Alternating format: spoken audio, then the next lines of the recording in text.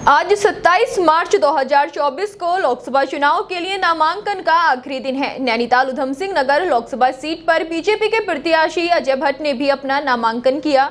अजय भट्ट के नामांकन में मुख्यमंत्री धामी सहित कैबिनेट मंत्री सौरभ बहुगुणा, उत्तराखंड प्रभारी दुष्यंत गौतम, संगठन मंत्री अजय कुमार, पूर्व मुख्यमंत्री रमेश पोखरियाल निशंक, पूर्व मुख्यमंत्री, विधायक और उधम सिंह नगर जिले के हजारों कार्यकर्ता जनसभा में मौजूद रहे। इस दौरान सीएम धामी ने कहा कि बीजेपी 5 सीटों पर 5 लाख से ज्यादा वोटों से जीत दर्ज करेगी।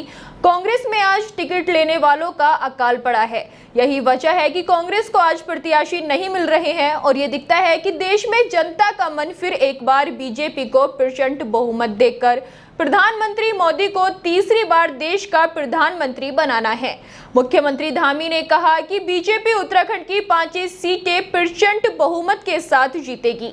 वहीं कांग्रेस कार्यकर्ता अपने प्रत्याशी के पक्ष में रुद्रपुर के गल्ला मंडी में एकत्र हुए। उत्तराखंड यूथ कांग्रेस के प्रदेश अध्यक्ष सुमित्रा भुल्लर ने कहा कि इस बार आम जनता का मूड बदल रहा है। भाजपा 5 सीट में एक भी नहीं जीत पाएगी। उत्तराखंड से अभी भी लोग पलायन कर रहे हैं। अंकिता हत्याकांड का खुलासा नहीं हो पाया है।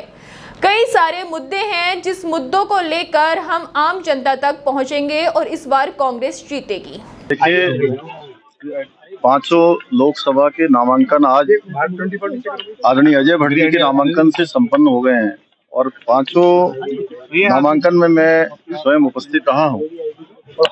उत्तराखंड के अंदर लोगों में अपार उत्साह है, उमंग है और 19 अप्रैल के दिन का समस्त उत्तराखंड वासी इंतजार कर रहे हैं।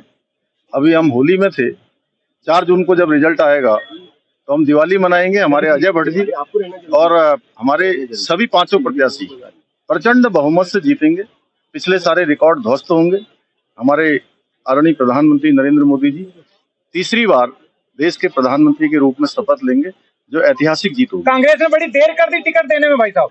उनको पता है कि परिणाम क्या होने वाला है। इस बार वहां इस बात के लिए काम नहीं हो रहा था कि चुनाव में हर बार सिफारिश लगती थी कि सब एक दूसरे से बात करते थे कि मुझे टिकट दिलवा दो, मेरे टिकट की बात कर दो।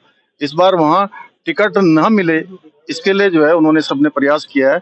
उसी का परिणाम इतनी देर हुई क्योंकि सबको पता है परिणाम क्या होने वाला है। ये कांग्रेस से बड़े चेहरे बचते हुए नजर आए। इस बार कोई भी बड़ा चेहरा सामने नहीं आया चुनाव। सभी को पता है कि चुनाव का परिणाम क्या होने वाला है और देश के अंदर भी जो इस बार चर्चा हो रही है, सबको पता है कि चर्चा इस बात की नहीं हो रही है कि सरकार किसकी बनेगी।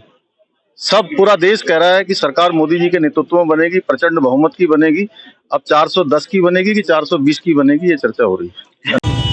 वो बहुत आगे बढ़ी और उत्तराखंड में तो 5 सीटें तो पहले भी आई हैं, लेकिन इस समय बहुत मतों से जीतेंगे और पूरे प्रदेश में पूरा बीजेपी में हो रहा है। कांग्रेस के लोग छोड़ कर बीजेपी को ज्वाइन कर रहे हैं। ये तो एक तरफा है। अब ये है कि मार्जिन पिता अन्य दल अपने जमानतों प्रचार में जुटे हैं और हम अपने मार्जिन को बढ़ाएंगे। आज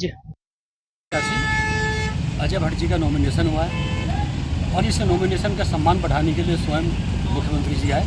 ये अपने आप में बहुत बड़ी बात है और मैं अजय भट्ट जी को शुभकामना देता हूँ, क्योंकि इस चुनाव को जनता ने त्यौहार के रूप में लिया है और इस त्यौहार का प्रमुख जो उद्देश्य है कि मोदी को देश का प्रधानमंत्री तीसरी बार बनाने का और विश्व में हिंदुस्तान को आर्थिक रूप से तीसरी शक्ति बनाना, इस उद्देश्य को लेकर जनता चुनावी मोड में जा चुकी है। और यही बात आपने जो कहा कांग्रेस, देखिए कांग्रेस सिर्फ अपनी पार्टी का ही सम्मान बचाने के लिए चुनाव लड़ रही है। चुनाव में उनको पता ही कुछ नहीं है। पहले चुनाव में सिफारिश होती थी कि मुझको टिकट मिले, मुझको मिले कांग्रेस में। अब सिफारिश इस बात की हुई है कि मैं नहीं लड़ूंगा, मुझे बचाओ। तो ये कांग्रेस अपने नाम को बचाने के लिए इस प्रतिस्पर्धा में खड़ी है। चुनाव कहीं से कहीं तक नहीं है।